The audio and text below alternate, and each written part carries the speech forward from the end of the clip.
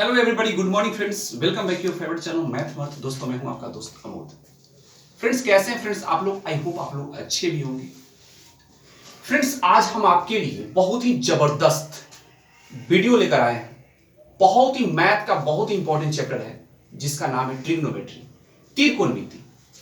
और यह video friends class 10th के साथ साथ सभी कॉम्पिटिटिव एग्जाम के लिए इंपॉर्टेंट है। चाहे आप बैंक, एसएससी, रेलवे या कोई भी कॉम्पिटिटिव की तैयारी कर रहे हैं तो यह वीडियो आपके लिए बहुत ही महत्वपूर्ण है। और सबसे खासियत फ्रेंड्स यह वीडियो की यह है कि मैं इस वीडियो में आपको पूरी जीरो लेवल से बेसिक के साथ आपको ट्रिग्नोमेट्री की हर बात बताऊंगा, हर बात आपको समझाऊंगा। और इस प्रकार मैं आपको समझाने का हर संभव कोशिश करूंगा कि लाइफ के लिए ट्रिग्नोमेट्री आपके लिए बहुत इजी बन जाए।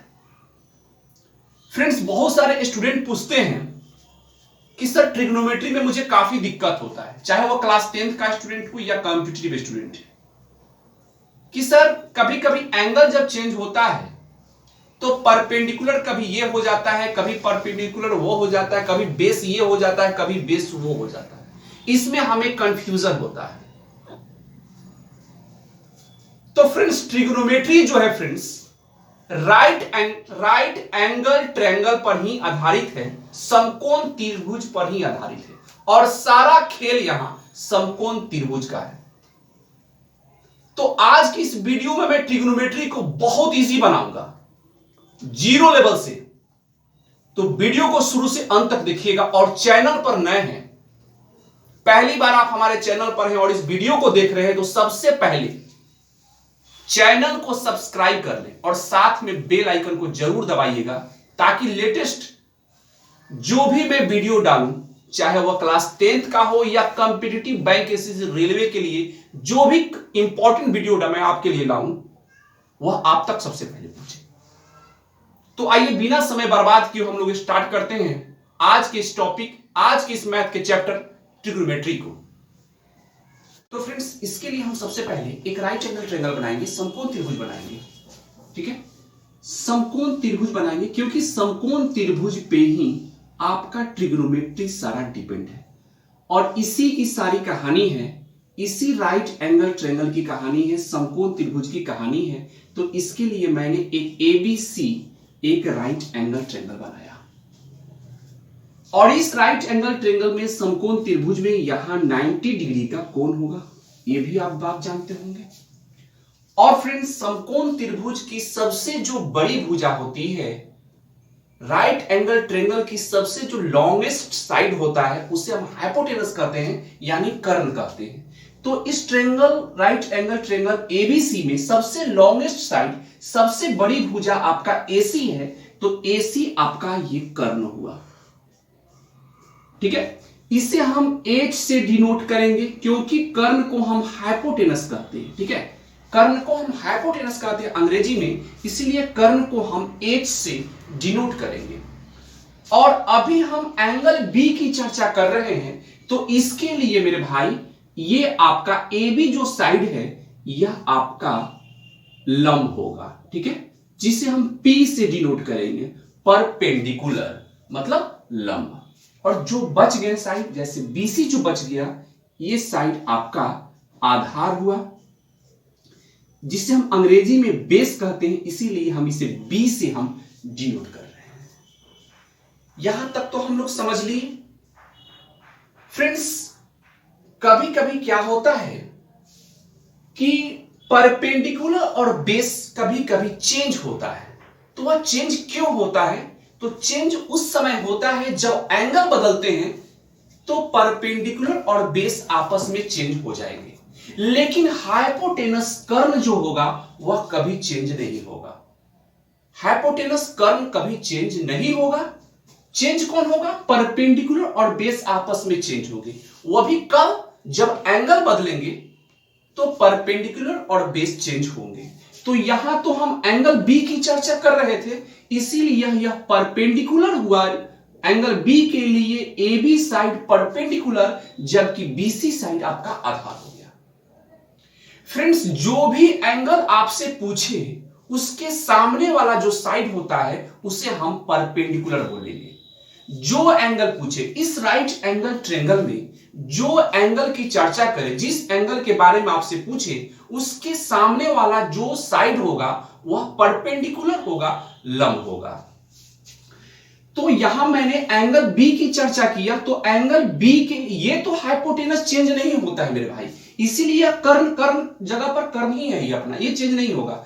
लेकिन एंगल बी के लिए सामने यह है लंब, तो यह पी हुआ और यह आधार हो गया। लेकिन अगर एंगल ए की हम चर्चा करें, एंगल ए की हम चर्चा करें, तो एंगल ए के सामने वाला, इसके इस एंगल के सामने वाला साइड कौन है? बीसी साइड है। तो यह बीसी जो होगा यह लंब हो जाएगा। कब? जब एंगल ए की चर्चा करें तो बीसी आपका लंब बन जाएगा, ये हो जाएगा लंब। ठीक है, कब? जब एंगल ए की चर्चा करें। और यह क्या हो जाएगा? यह हो जाएगा आपका आधार हो जाएगा। ठीक है, यह आपका आधार हो जाएगा। कब? जब एंगल ए की चर्चा करें। और जब एंगल सी की चर्चा करें, जब एंगल सी की चर्चा करें, तो एंगल सी के सामने वाला साइड कौन है? ए बी साइड हुआ। एंगल सी के सामने वाला साइड कौन है? A B. तो ए बी जो होगा एंगल सी के लिए लंब होगा, यह ए बी लंब हो जाएगा। एंगल सी के सामने है, इसलिए ए बी जो साइड है वह आपका लंब होगा, परपेंडिकुलर होगा, और बीसी आपका आधार रहेगा, बेस रहेगा। यह बात आप समझे? तो जो एंगल पूछे उसके सामने वाला जो साइड होगा वह परपेंडिकुलर। तो फ्रेंड्स, ये बातें आप लोग समझ गए होंगे कि जो एंगल पूछे उसके सामने वाली जो साइड होगा, भुजा होगा, वह लंब होगा, और जो बच जाएगा वह आधार होगा, बेस होगा, और लॉन्गेस्ट साइड जो होगा वो हाइपोटेनस होगा, जो चेंज नहीं होगा। ये बात आप लोग अच्छी तरह से समझ लिए होंगे। चलिए, तो ये लंब आधार जो चेंज होता है ये आप अच्छी तरह से समझ गए होंगे कि जब एंगल की चर्चा करें, जिस एंगल की चर्चा करेगा उसके सामने वाला जो साइड होगा। तो फ्रेंड्स, आप लोग यहां तक तो समझ लिए। अब इस समकोण त्रिभुज से संबंधित महान मैथमेटिशियन गणितज्ञ पाइथागोरस ने एक थ्योरम दिए थे, उस थ्योरम को हम लोग अब समझते हैं। पाइथागोरस ने समकोण त्रिभुज राइट एंगल ट्रायंगल से संबंधित एक थ्योरम दिए थे, और उन्होंने यह बताया था अपने थ्योरम के माध्यम से कि कर्ण जो होता है, यानी कर्ण का जो स्क्वायर होता है वह लंब के स्क्वायर प्लस आधार के स्क्वायर के बराबर होता है। ये बातें पाइथागोरस ने अपने थ्योरम के माध्यम से बताए थे कि कर्ण का जो स्क्वायर होता है वह परपेंडिकुलर के स्क्वायर और बेस के स्क्वायर, दोनों के स्क्वायर करने के बाद दोनों को जब हम ऐड कर देते हैं तो वह कर्ण के स्क्वायर के बराबर होता है। ऐसा नहीं जैसे h हाइपोटेनस यानी h का स्क्वायर, परपेंडिकुलर यानी p का स्क्वायर, आधार यानी b का स्क्वायर, आधार यानी b का स्क्वायर। यही पाइथागोरस का थ्योरम है, h square equal to p square plus b square. कभी कभी कुछ बच्चे क्या कर लेते हैं कि सीधे कहते हैं कि सब पर स्क्वायर है, तो ऐसा नहीं कर सकते हैं कि सब पर से स्क्वायर हटा देंगे, h equal to p plus B. तो जी नहीं, ऐसा नहीं होता है मेरे भाई, याद कर लीजिएगा, ऐसा नहीं होता है। गलती से भी ये नहीं सोचिएगा, ये कभी नहीं होगा। पाइथागोरस ने अपने थ्योरम में सिर्फ ये बातें बताएं और साबित करके दुनिया को भी दिखाएं कि हाइपोटेनस का जो स्क्वायर होता है वह परपेंडिकुलर और बेस के स्क्वायर के ऐड करने पर प्राप्त होता है, डायरेक्टली ऐड करने पर हाइपोटेनस प्राप्त नहीं होता है। तो ये बातें आप मन से निकाल देंगे कि h equal to p plus B भी होता है, क्योंकि बहुत बच्चे ये गलती करते हैं, इसलिए आप यह गलती ना करेंगे। चलिए ठीक है, तो यहां तक हम आप समझ लिए, सभी को समझ में आ गया होगा कि हाइपोटेनस का जो स्क्वायर होता है वह परपेंडिकुलर के स्क्वायर प्लस बेस के स्क्वायर के बराबर होता है। अगर फ्रेंड्स इसी में अगर मान लीजिए कि हमें हाइपोटेनस पता हो, बेस पता हो और परपेंडिकुलर नहीं पता हो, तो हम परपेंडिकुलर भी आसानी से हम निकाल सकते हैं इससे।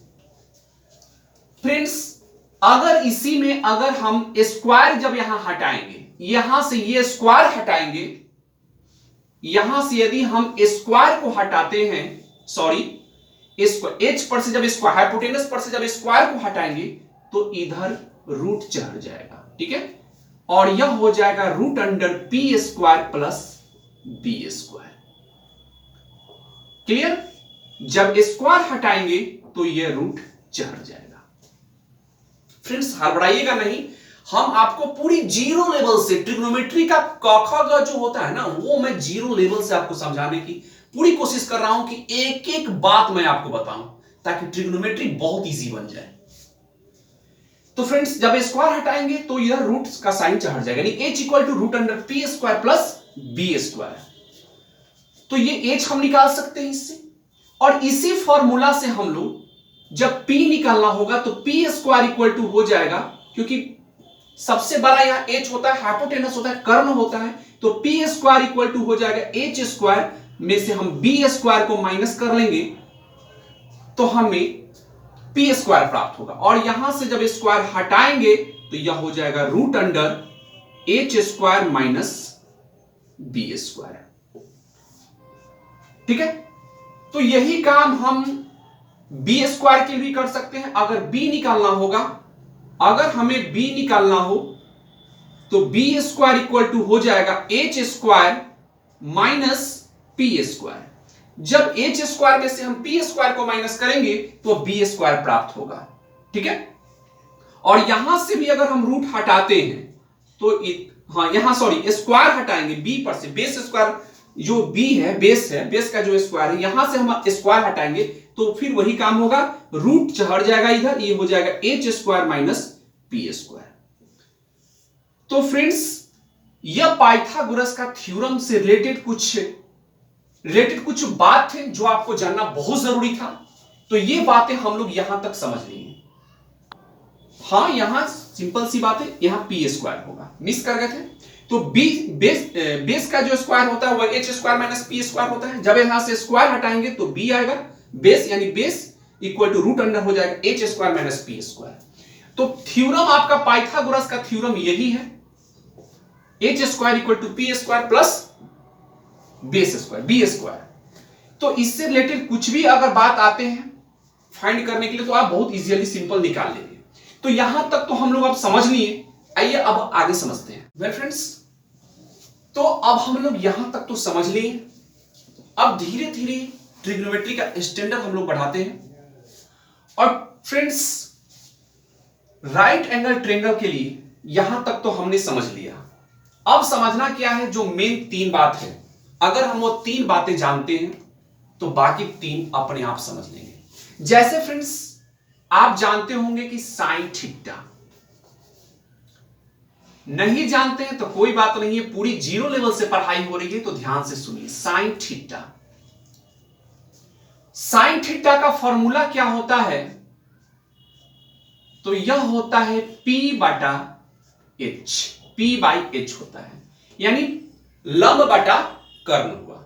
साइन थीटा का फॉर्मूला हुआ परपेंडिकुलर बाय हाइपोटेनस, यानी लंब बटा कर्ण हुआ। ठीक है, और कॉस थीटा का फॉर्मूला क्या हो जाएगा, कॉस थीटा का फॉर्मूला हो जाएगा आपका बेस, बेस यानी आधार बाई हाइपोटेनस यानी कर्ण। तो यहां तक हम लोग समझ लिए, कॉस थीटा का बी बाई एच यानी hypotenuse, sorry base by hypotenuse हुआ, आधार बटा कर्ण। तीसरा आया टेन, टेन थीटा, और टेन थीटा का फॉर्मूला आपका होगा perpendicular by base, perpendicular by base होगा, यानी लंब बटा आधार।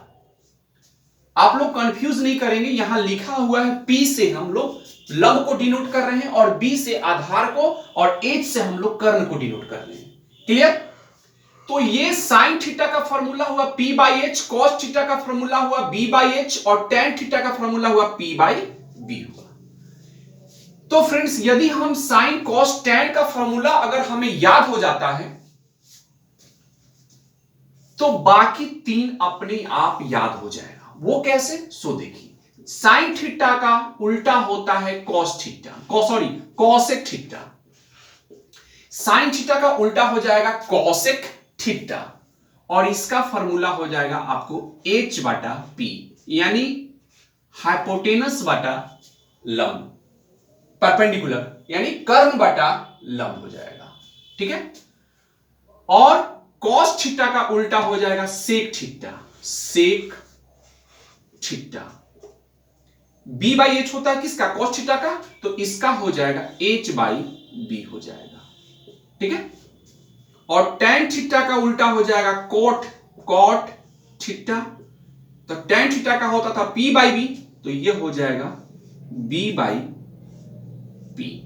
तो बहुत आसानी से आप लोग इसे समझ सकते हैं और माइंड में याद भी रखेंगे। तो यह बेसिक फॉर्मूला हुआ जिसे हम एबीसीडी कह सकते हैं। इसे ट्रिग्नोमेट्री का हम लोग एबीसीडी सीख गए, कहोगा तो सीख लिए पहले जो बताए। अब हम लोग एबीसीडी सीख लिए किसका? ट्रिग्नोमेट्री का। तो यहां तक हम अगर अब समझ लिए तो हम लोग अब एबीसीडी जान गए हैं कि क्या क्या हमको ट्रिग्नोमेट्री में क्या क्या कौन सा लेटर है, क्या क्या जानकारी होना चाहिए। ये तक यहां तक हम लोग समझ लिए कि साइन थीटा का formula p by H, cos theta का formula b by H, tan theta का formula b by B, cosec theta equal to h by p, sec theta equal to h by b, और cot theta equal to b by p। एक दूसरे का ये उल्टा है। अगर sign याद है आपको तो कॉसेक याद हो जाएगा, कॉस थीटा याद है तो सेक हो जाएगा, और tan थीटा है तो कॉट। सीधे है, tan से कॉट, कॉस से सेक, साइन से कॉस। मतलब फ्रेंड्स, यदि हम साइन थीटा को जान जाते हैं कि साइन थीटा का फॉर्मूला p बाई एच है, तो कॉसेक थीटा का याद हो जाएगा, कॉस थीटा याद हो जाएगा तो सेक याद हो जाएगा, tan याद हो जाएगा तो कॉट। ऐसे भी रिलेशन है, देखिए tan से कॉट, कॉस से सेक, साइन से कॉसेक, इस प्रकार हम याद कर सकते हैं। रिलेशन भी देखिए, साइन से कॉसेक, कॉस से सेक, tan से कॉट, याद हो जाएगा। चलिए अब सवाल आता है फ्रेंड्स कि यहां थीटा क्या है। तो मेरे भाई यहां जो थीटा है यह कोई एंगल है, कोई कोण है। जो थीटा है कोई कोण है, कोई एंगल है। जैसे अगर यहां थीटा, अगर यह ले ले थीटा, थीटा यहां कोई एंगल मान लीजिए कि थीटा है, तो इस एंगल सी के लिए यहां ये थीटा है, ये एंगल होगा ना, कोई एक्यूट एंगल होगा। फिर यहां कोई एक्यूट एंगल होगा, 90 डिग्री से छोटा होगा क्योंकि 90 डिग्री तो यहां बन रहा है। ठीक है, तो ये 90 डिग्री है, और ये एक्यूट एंगल होगा, और ये भी कोई एक्यूट एंगल होगा। तो ये थीटा है। तो थीटा क्या है? कोई एक कोण है, कोई एंगल है। ठीक है, यहां तक आप लोग समझ लिए। हर बात समझाएंगे फ्रेंड्स, हड़बड़ाइएगा नहीं, क्योंकि जब बेसिक जीरो लेवल से हम लोग पढ़ रहे हैं तो एक एक बात हम लोग जानेंगे, कुछ भी नहीं छूटना चाहिए। जानकारी ऐसा लीजिए कि कोई कहीं से भी आपको फंसे नहीं आप। ये हुआ जानकारी का मतलब। और हम लोग जब सीख रहे हैं तो सीखने का मतलब पूरी जीरो से सीखेंगे, बेसिक के साथ सीखेंगे। तो हम यहां तक आपको समझाएं और आप समझ भी गए होंगे। अब आइए हम आगे आपको एक एक करके बात और बताते हैं। वेल फ्रेंड्स, अब हम लोग कुछ और बात जानेंगे बेसिक में ही। अगर फ्रेंड्स इस राइट एंगल ट्रायंगल एबीसी में हाइपोटेनस एसी है, तो मान लीजिए कि एसी की जो लंबाई है वो 5 मीटर है। ठीक है, 5 मीटर है। ठीक है, चलिए इसको मिटा देते हैं, इसको मिटा देते हैं क्योंकि आपकी कंफ्यूजन हो जाएगी इसमें, इसीलिए हम इसे यहां से हटा ही देते हैं। चलिए, तो इस राइट एंगल ट्रायंगल एबीसी में एसी की लंबाई हम जान गए कि 5 मीटर है, और एबी की लंबाई मान लीजिए कि 4 मीटर है, यानी एबी 4 मीटर लंबा है, जबकि बीसी मान लीजिए कि 3 मीटर लंबा है। यहां तक हम लोग समझ लिए। ठीक है, तो फ्रेंड्स अगर यह आपके सामने दे दे और कुछ बोले कि फाइंड करो, बताइए कि क्या होगा। जैसे अगर यहां आपसे कहे कि साइन बी का वैल्यू बताइए, यानी फिगर को देखिए और साइन बी का वैल्यू बताइए, तो सबसे पहले साइन का फॉर्मूला हमें याद होना चाहिए। तो साइन का फॉर्मूला तो आप जानते हैं कि P बाई एच होता है, P बाई एच होता है। तो यहां एंगल कौन है, यहां बी है, यहां एंगल कौन है बी। तो जो एंगल पूछे उसके सामने वाली जो भुजा होगा वह आपका क्या होगा, परपेंडिकुलर होगा, लंब होगा। तो एंगल बी की चर्चा यहां कर रहे हैं और एंगल बी के सामने वाला भुजा तो एसी है, तो एसी यानी कर्ण, ये तो कर्ण है ना, कर्ण तो चेंज नहीं होगा। ये हम पहले ही बताएं कि कर्ण समकोण त्रिभुज में सबसे जो बड़ी भुजा होगा वह जिसे हम कर्ण कहेंगे, जिसे हम हाइपोटेनस कहेंगे, वो चेंज नहीं होता है।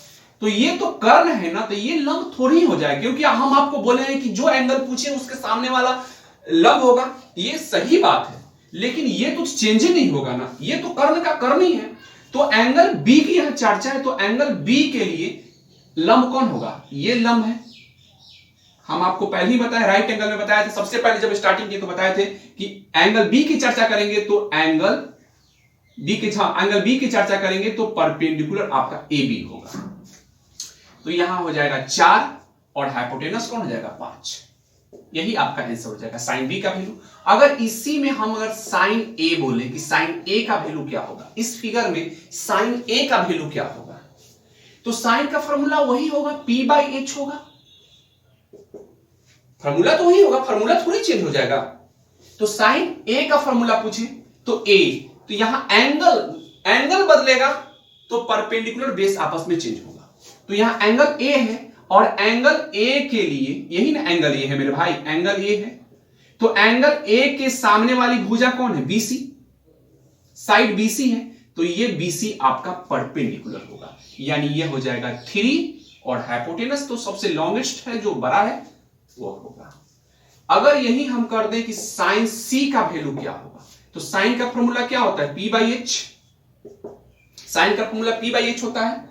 तो सी, एंगल सी की चर्चा है, तो एंगल सी के सामने वाला साइड कौन है, A B, A B, angle C के सामने वाला साइड कौन है, ए बी, तो ए बी आपका परपेंडिकुलर हो गया, यानी 4 यहां लंब हो गया और कर्ण हाइपोटेनस होगा, यानी 5 यह होगा, 5 हाइपोटेनस होगा। अगर फ्रेंड्स यहीं पे यदि हम tan आपसे कोई पूछे कि tan a का वैल्यू क्या होगा, तो tan के लिए फॉर्मूला हम आपको बताए हैं कि p बाई बी होता है।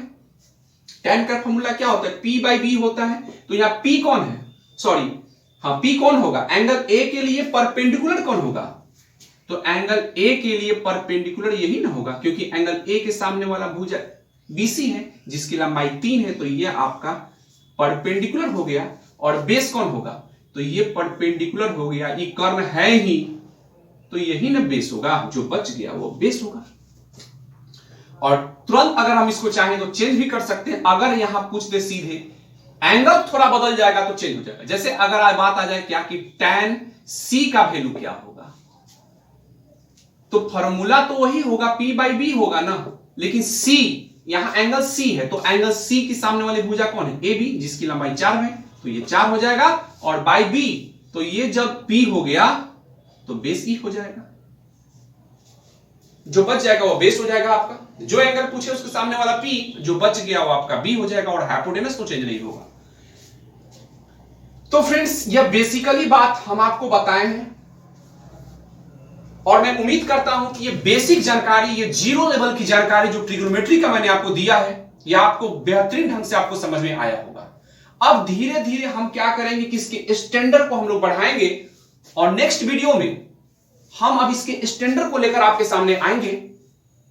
तब तक आप लोग इसे समझकर यहां तक जानकारी बेहतरीन ढंग से कर लें, क्योंकि नेक्स्ट वीडियो में हम इसके अब लेवल को थोड़ा हाई करेंगे, और धीरे धीरे आपको ट्रिग्नोमेट्री की वह हर बातें 0 से लेकर हीरो तक हम आपको बताएंगे, और उस समय तक हम ट्रिग्नोमेट्री का वीडियो लेकर आएंगे जब तक आपको ट्रिग्नोमेट्री आपके लिए इजी न बन जाए।